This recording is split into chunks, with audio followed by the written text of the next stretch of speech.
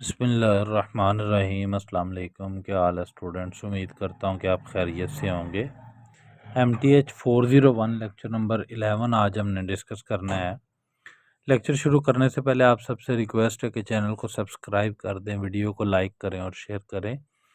और उसके अलावा अगर आपको ये हैंड रिटन नोट्स चाहिए फ्री ऑफ कॉस्ट तो डिस्क्रिप्शन में व्हाट्सएप ग्रुप का लिंक है, ज्वाइन करें और वहाँ से आपको ये नोट्स मिल जाएंगे। उसके अलावा MTH 404 और MTH 501 उसकी सीरीज़ भी अपलोडेड है, आप उसको भी वॉच कर सकते हैं। चैनल को सब्सक्राइब ज़रूर करें क्योंकि ये बहुत ज़्यादा मेहनत का काम है जो मैं आप लोगों के लिए फ्री ऑफ कॉस्ट कर रहा हूँ।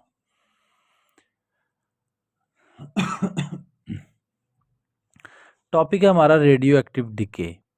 रेडियो एक्टिविटी के बारे में हमने पढ़ा हुआ है और थोड़ा सा हमारा कॉन्सेप्ट भी है कि जी शुआएँ निकलती हैं और वो कोई भी मटेरियल जो होता है ना उसमें कॉन्टीन्यूसली वो कम होता जाता है। ठीक है, तो radio active decay is a process by which N unstable atomic nucleus substance losses energy by radiation. अपनी एनर्जी को लॉस करता है रेडिएशन के ज़रिए कोई भी एक एटॉमिक सब्सटेंस जो होता है। Many radio active material integrate at proportional to amount present. Therefore, if A of t is the amount present at time t, rate of change is given by dA over dt is equal to Ka. देखें, कोई भी radio active material है ना तो उसकी radio activity जो है वो उसकी अमाउंट के ऊपर इन्हसार करती है। जितना ज़्यादा उसकी अमाउंट होगी वो उस हिसाब से ही रेडियो एक्टिव रेडिएशंस खारिज करेगा। ठीक है, अगर अमाउंट कम होगी तो ऑब्वियसली वो कम रेडिएशन खारिज करेगा। तो इसका जो रिलेशन है, इसका रेट ऑफ चेंज जो है वो अगर हम एक्सेप्ट कर लेते हैं, इसको मान लेते हैं कि जी A ऑफ टी जो है वो हमारे पास अमाउंट प्रेजेंट है उस रेडियो एक्टिव सब्सटेंस की, तो हमारे पास रेट ऑफ चेंज क्या आएगा जी, dA over dt is equal to Ka। ठीक है, और solution of this differential equation हमारे पास क्या है जी, A of T is equal to A naught के ई A नॉट ई की पावर के टी और A of zero is equal to A not और T is equal to zero होगा। अच्छा, ये जो आपके पास रिलेशन आया हुआ है ना, ये वाला रिलेशन जो मैंने अभी, ये वाला रिलेशन ये आपका पिछले लेक्चर वाला है। ठीक है ना, उसमें हमने क्या किया था, इस इक्वेशन का हमने वो किया था, उसको डिफरेंशिएट वगैरह किया था, तो उसके बाद डिफरेंशियल इक्वेशन फाइंड आउट की थी, तो उससे हमारे पास ये रिलेशन निकला था। और फिर उसका हमने एक्सपोनेंशियल फंक्शन लिया तो हमारे पास कुछ ये वाली वैल्यूज़ आ गई थी इस तरह की। ये नहीं थी लेकिन इस तरह की ज़रूर आई थी। ठीक है ना, आगे है जी बहुत इंपॉर्टेंट टॉपिक है half life. The half life of a radioactive substance is the time it takes for one half of the atom in initial amount A naught। अगर आपके पास A naught इनिशियल अमाउंट है किसी भी substance की, तो उसका जो हाफ लाइफ होगा वो उसका वो टाइम पीरियड होगा जिसमें उसका पहला हाफ जो है ना वो ख़त्म हो गया। ठीक है, it is represented stability of substance. जितना हाफ लाइफ जो है ना वो कम होगी, मतलब थोड़ी टाइम में वो ज़्यादा मिकदार ख़त्म हो जाएगी तो उसकी स्टेबिलिटी कम होगी, वो ज़्यादा स्टेबल नहीं होगा। अब जितना एक सब्सटेंस जो है वो उसकी हाफ लाइफ ज़्यादा होगी वो उतना ही ज़्यादा स्टेबल होगा। If t is half life then A of t is equal to A naught over 2, मतलब कि हाफ है ना। ठीक है, using this solution model we obtain as we know A of T is equal to क्या हमारे पास A not E की power K T. तो ए ऑफ टी की जगह पर हम क्या पुट कर देते हैं, A नॉट ओवर 2। तो A नॉट और A नॉट से कट गया तो ई की पावर के of T is equal to आ गया 1/2 के ln बोथ साइड पे ले लिया और पावर स्टार्ट में आ जाती है, ठीक है ना, पावर स्टार्ट में आ जाती है। और उसके बाद जो हमारे पास रिलेशन, अच्छा ये वाला जो है ना, ये 1/2, ठीक है ना, ये ln 1/2, इसके ऊपर ये वाला फॉर्मूला लगा है ln m/n is equal to ln m minus ln n। तो ये फॉर्मूला यूज़ करके ई की पावर के साथ सॉरी ई के साथ ln कैंसिल आउट हो गया, तो हमारे पास के ऑफ टी बच गया, ठीक है। तो k of T is equal to ln 1 जो है ना वो हमारे पास इक्वल टू 0 होता है, तो k of T is equal to log natural 2 के होता है। तो अच्छा एक ये इम्पोर्टेंट पॉइंट है, ये आपने याद रखना है, half life of carbon 40 is 5568 plus minus 30 years, ठीक है ना, 30 साल में वो इतना जो है ना कार्बन 40 जो है वो उसका हाफ लाइफ पीरियड होता है। एक एग्जांपल है an atom has half life of 16 days, we have 30 gram at the end of 30 days, how much initial present। तो हमारे पास हम इसको लेट कर लेते हैं, a of t is the amount present at time t and a naught is the initial amount of the isotope, मतलब कि वो जो एटम है आइसोटॉप, ठीक है ना। तो dA/dt is equal to k of a, ठीक है ना। तो a ऑफ 30 जो है वो हमारे पास किसके इक्वल है, 30 के, मतलब के 30 ग्राम जो हमारे पास 30 दिनों में 30 ग्राम बच जाता, ठीक है। A of 30 is equal to 30 K. तो as we know A of T is equal to किसके इक्वल आता है, इसको हम ए ऑफ टी जो है, A of T is equal to A not E की पावर के ऑफ टी, ये हमने ऊपर प्रूव किया हुआ था, इसको हम इक्वेशन 1 कह देते हैं, ठीक हो गया। तो के ऑफ टी आपके पास क्या आएगा जी,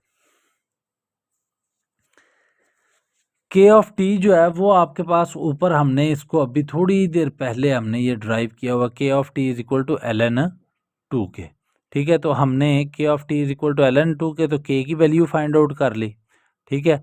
और टी हमारे पास क्या है जी, 16, हाँ ठीक है। अच्छा यहाँ से ln 2 और ये 16, तो हमने वैल्यू पुट की, और वो वैल्यू पुट करने के बाद हमारे पास जो है ना जो नो पुटिंग वैल्यू, अच्छा के की वैल्यू हमने फाइंड आउट कर ली है, के की वैल्यू फाइंड आउट करने के बाद हमने A30 वाली इक्वेशन में पुट किया, A30 इज इक्वल टू 30 हमने ऊपर फाइंड आउट किया, रखा हुआ था ना इसको, किया हुआ था इक्वल, तो 30 इज इक्वल टू A0 ई की पावर 30 इंटू ln 2/16, ठीक हो गया। तो जब आपने इसको सिंप्लीफाई करना है तो आपके पास A0 की वैल्यू जो है ना वो आ जाएगी 110.04 ग्राम, मतलब कि अगर आपके पास एक मटेरियल बचता है और उसकी हाफ लाइफ जो है वो 30 डेज के बाद वो 30 ग्राम बच जाता है, तो उसका आपने इनिशियल अमाउंट जो है वो क्या होगी, तो वो उसकी 110 ग्राम होगी, ठीक हो गया। आगे एग्जांपल है जी, कहता है a breeder reactor converts the relatively stable uranium 238 into the isotope plutonium 239. After 15 years, it is determined that 0.043% of the initial amount A0 of the plutonium is disintegrated. Find the half-life of this isotope if the rate of disintegration is proportional to the amount remaining. Solution है हमारे पास इसका। अच्छा इस question को थोड़ा सा समझ लें, वो कहता है कि जी आपके पास एक रिएक्टर है जो कि यूरेनियम 238 को प्लूटोनियम 239 में कन्वर्ट करता है, कितनी देर में, वो 15 साल में कन्वर्ट करता है, ठीक है ना। और 0.043% ऑफ द इनिशियल अमाउंट, मतलब जितनी भी आपके पास यूरेनियम के इनिशियल अमाउंट दी गई है उसका 0.043% जो है ना वो करता है। और initial amount of plutonium has disintegrated, find the half life. अब हमने उस आइसोटॉप की हाफ लाइफ फाइंड आउट करनी है। तो D A over D T is equal to K A, और A of 0 is equal to A not हो गया, ठीक है ना। तो टाइम हमारे पास क्या है, ए ऑफ टी आएगा ना यहाँ पे इस स्टेप के ऊपर यहाँ पे आएगा ए ऑफ टी। क्या आएगा, ए ऑफ टी। तो ए ऑफ टी उसने हमें कितना बताया हुआ है, वो 15 ईयर्स बताया हुआ है, ठीक है ना, 15 ईयर्स बताया हुआ है। अब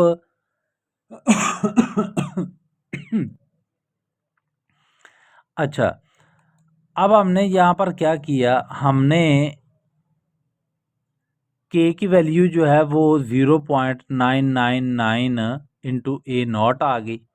वो कैसे आई कि हमने 100 माइनस 0.43, मतलब कि हमारे पास टोटल में से इतने परसेंट बनता है ना, 100% में से इतने परसेंट मतलब 0.043% जो है वो कन्वर्ट होता है, ठीक है ना, 15 साल में। तो इसलिए हमने 99.95% हुआ, तो उसकी परसेंटेज हमने ख़त्म की, तो हमारे पास के की कुछ वैल्यू ये वाली निकल आई। ठीक हो गया, A of T is equal to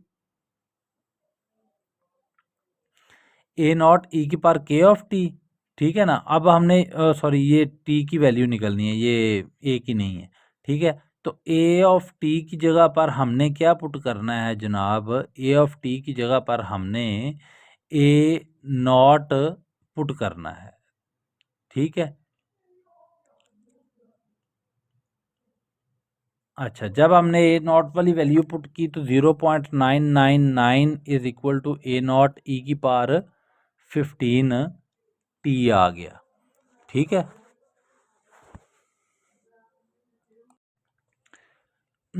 ये ना थोड़ा सा अगेन जो है ना, इसको मैं क्लियर करता हूँ आपको। D of A over D of T is equal to के ऑफ के इंटू ए, और इनिशियल कंडीशन हमारे पास क्या है कि जी ए ज़ीरो जो है वो इक्वल टू ए नॉट के होता है, ठीक है ना। और D A over D T को हम लिख सकते हैं ए ऑफ टी, ठीक है, टाइम मतलब टाइम के लिहाज से। तो ए ऑफ टी जो है वो हमारे पास टाइम क्या उसने बताया, उसने कहा जी 15 मतलब ईयर्स के बाद, यहाँ पर 15 साल के बाद, ठीक है ना। तो ए ऑफ 15 इज इक्वल टू क्या आएगा, के की वैल्यू। अब के की वैल्यू कैसे फाइंड आउट की है, के की वैल्यू उसने हमें बताई हुई है कि जी ये रिमेनिंग बच जाती है, ठीक है ना। तो मतलब कि टोटल अमाउंट कितनी होगी, 1000 सॉरी 100 होगी ना, टोटल 100 में से हमने इसको माइनस किया तो हमारे पास 99.95% आ गया, और परसेंटेज को हमने सिंपल कन्वर्ट किया तो ये हमारे पास 0.999 आ गया। और ये ए की इनिशियल कंडीशन के ऊपर है ना, तो ए की जगह पर हमने ए नॉट लिख दिया। अब हमारे पास A of T is equal to आ जाता है ए नॉट ई की पावर के ऑफ टी। तो ए ऑफ टी की जगह पर हमने ये वाली वैल्यू पुट कर दी, क्यों, क्योंकि ये ए ऑफ 15 है ना, ये ए ऑफ 15 है। तो ए ऑफ 15 असल में क्या है जी, ए ऑफ टी है, ठीक है ना, ये ए ऑफ टी है असल में, जो कि ए ऑफ 15 है। तो ए ऑफ 15 की जगह पर हमने ए ऑफ टी रखा, और ए ऑफ टी की जगह पर हमने क्या, ए ऑफ 15 की वैल्यू पुट कर दी, जो कि ये वाली है, ठीक हो गया। ओके, ये स्टेप थोड़ा सा ना कंफ्यूजिंग कर रहा था, तो मैंने सोचा कि आपको क्लियर दोबारा करूं। अच्छा, अब हमने क्या किया, taking logarithm on both side. जब आपने लॉगरिथम बोथ साइड पे लिया तो आपके पास जो के की वैल्यू आ गई वो आ गई -0.0002867। A of T is equal to A not E की पावर के ऑफ टी, ठीक है। तो ए ऑफ टी आपको उसने कितना बताया, उसने कहा जी हाफ, ठीक है ना। हाँ, उसने हाफ लाइफ बताई हुई है उसकी। अच्छा जी, A of not over two आ जाएगा, ठीक है, ये हमने पीछे पढ़ा हुआ है, A of not over two is equal to A of not E की पावर, जो हमने के की वैल्यू निकाली हुई, और साथ में टाइम। क्यों हमने A of not over two लिखा, क्योंकि हमने पीछे पढ़ा हुआ है A of T is equal to A not over two. अब हमने taking logarithm on both side दोबारा किया तो हमारे पास टाइम की वैल्यू जो है ना वो आ गई 24,180 ईयर्स, ठीक हो गया, ये हमारे पास टाइम आ गया। आगे आ जाता है जी Newton law of cooling. Law of cooling जो है ना, temperature change at a rate proportional to difference between temperature in the surrounding temperature Tm, it is called Newton law of cooling. मतलब कि एक कप में आपने चाय भर के रखी हुई है, तो आप ऑब्जर्व करोगे कि गर्मी में वो चाय जो है वो बहुत लेट ठंडी होती है, लेकिन सर्दी में वो बहुत जल्दी ठंडी हो जाती है। क्यों? क्योंकि उसका सराउंडिंग के हिसाब से जो टेम्परेचर होता है ना, वो सराउंडिंग में टेम्परेचर कम होता है, तो जो हाई टेम्परेचर से लो की तरफ कन्वर्ट हो जाता है, तो सराउंडिंग वाला टेम्परेचर दूसरी तरफ चला जाता है। ठीक हो गया? और सॉरी, कप वाला जो टेम्परेचर है वो सराउंडिंग में चला जाता है। डी ऑफ टी ओवर अच्छा D of capital T over D of small T is equal to K T minus T M. T M जो टी एम हमारे पास क्या है जी? सराउंडिंग टेम्परेचर है। A of zero is equal to, और sorry, T of zero is equal to T not separating and then integrate. अब हमने यहाँ पर सेपरेट करना है। सेपरेट क्या करना है? कैपिटल टी वाली वैल्यूज़ को, कैपिटल टी को हमने कैपिटल डी टी के साथ लिख लेना है, और जो स्मॉल डी टी है उसको दूसरी तरफ ले जाना है। तो आपके पास रिलेशन आएगा L N T minus T M is equal to के of T plus C. Both side पे आपने एक्सपोनेंशियल फंक्शन अप्लाई कर दिया। एक्सपोनेंशियल फंक्शन अप्लाई करने के बाद इसको सिंप्लीफाई किया, तो आपके पास t is equal to T M plus E की पावर के ऑफ टी प्लस सी आ गया। इसी तरह ये पिछले लेक्चर में हमने सी अलहदा करना सिखाया था, मैंने बताया था आपको। सी को अलहदा कर लिया, तो ई की पावर सी जो है उसको हमने कैपिटल सी से डिनोट कर दिया, तो आपके पास रिलेशन जो आ गया T is equal to T M plus C की पावर के ऑफ टी। इसको इक्वेशन 1 कर दिया। अब हमने इसके ऊपर इनिशियल कंडीशन अप्लाई करनी है। वो कौन सी है? इनिशियल कंडीशन हमारे पास जी T of zero is equal to T not है, मतलब टी ऑफ टी ऐसे कुछ आएगा ना, ये यहाँ पर टी आएगा और यहाँ पर टी स्मॉल आएगा। तो स्मॉल टी की जगह पर हमने ज़ीरो पुट किया, तो टी कैपिटल ऑफ ज़ीरो, ये आपके पास किसके इक्वल आ जाएगा? टी नॉट के इक्वल आ जाएगा ना। तो यहाँ पर इसको टी नॉट के इक्वल ही रखा गया है। ओके जी, आगे चलते हैं। आगे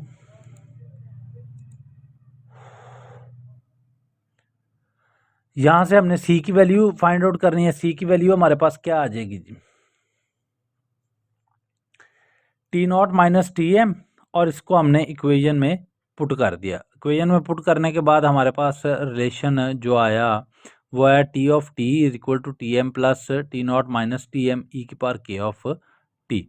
if temperature at t one and t two are known, put t one. अगर टेम्परेचर हमारे पास नॉन है, फाइंड आउट है, टी वन के ऊपर टेम्परेचर ये है और टी टू के ऊपर टेम्परेचर ये है, तो हम टी की जगह पर पहले टी वन रखेंगे और फिर टी वन को हम सॉल्व करेंगे। तो t one t into t one small T one minus T M is equal to T not minus T M e की पावर के ऑफ टी वन। ये इक्वेशन 1 कर दी। इसी तरह ही हमने पुट 2 किया तो इक्वेशन 2 कर दी। डिवाइडिंग बोथ साइड हमने कर दिया, वो सॉरी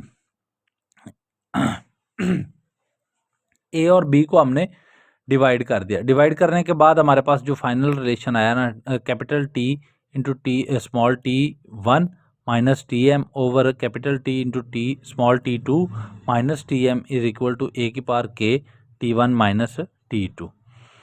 अब एक एग्जाम्पल है। एग्जाम्पल कुछ बड़ी इंटरेस्टिंग सी है। वो कहता है कि suppose date a dead body was discovered at a midnight in a room when its temperature was 80 Fahrenheit. The temperature of the room is kept constant at 60 degree. ठीक है, सराउंडिंग का टेम्परेचर है। 2 hours later the temperature of the body dropped to 75 Fahrenheit. Find the time of death. अब उसने हमें temperature दिए हुए हैं और वो कह रहा है कि time of death find out करना है। ठीक हो गया।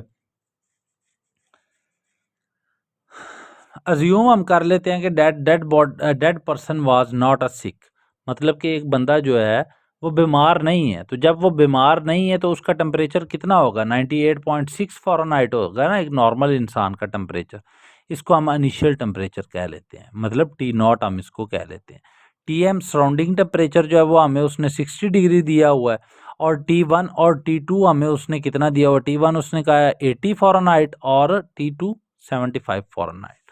अब हमारे पास जो पीछे फॉर्मूला हमने ड्राइव किया हुआ था उसमें सिंपल सा काम है कि हमने वैल्यूज़ पुट करनी है।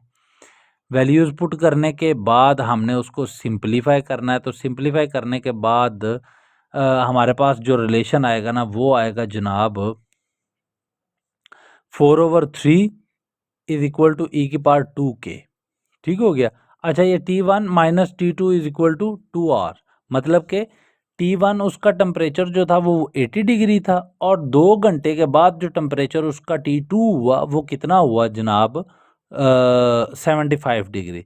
तो T1 और T2 के दरमियान जो डिफरेंस है वो कितना आ रहा है, 2 आवर्स का आ रहा है। ठीक है, यहाँ पर यही लिखा हुआ है। ओके जी। अब applying both side by L N apply किया तो आपके पास के की वैल्यू फाइंड आउट होगी। के की वैल्यू ये वाली आ गई।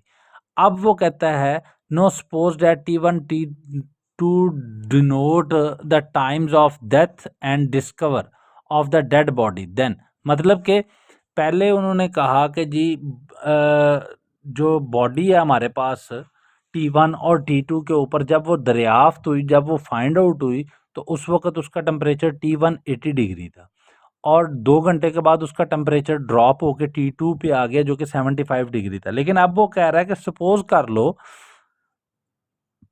कि T1 जो है वो हमारे पास जब उसकी डेथ हुई उसी टाइम का टाइम जो है टेम्परेचर है वो T1 ले लो, और जो जब वो डिस्कवर हुई तो उसका टाइम जो था वो T2 ले लो।